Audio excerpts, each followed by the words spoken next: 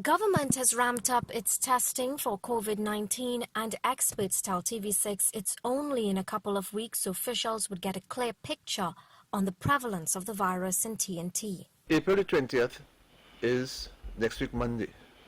And of course, if we look at the situation clearly, we would understand and realize that it is almost impossible, and I say almost impossible, for schools to be open on Monday next week. The Education Minister has had dialogue with local and regional stakeholders, and he will on Thursday present a note to Cabinet on the new dates. But he says it's only fair to level with the population.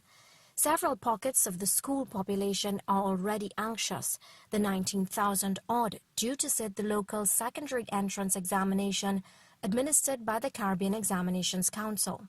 Depending on whenever school reopens, it will need, according to CXC, at least 1 month for the preparation so that our students will be able to write the exams in relative comfort. This will involve, first of all, the training of our supervisors. You know, the supervisors and the invigilators are very important if we want to ensure that there's a trouble-free exam.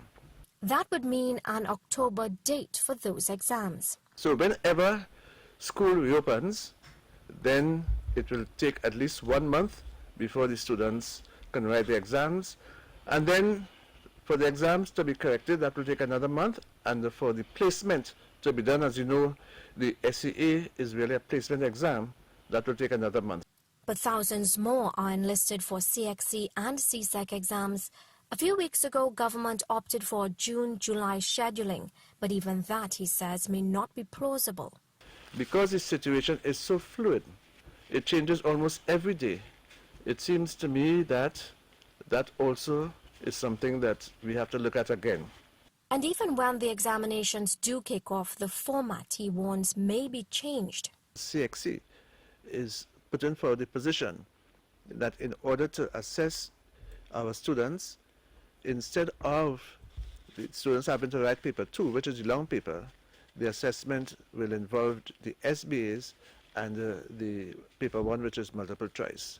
International data show children are generally mildly affected by COVID-19.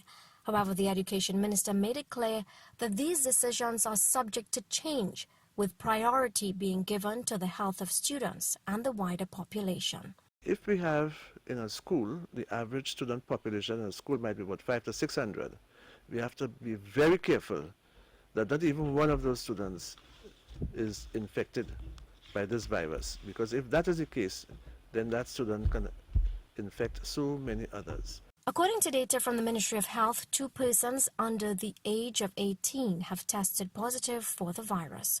Urvashi Tiwari Rupnarayan, TV6 News.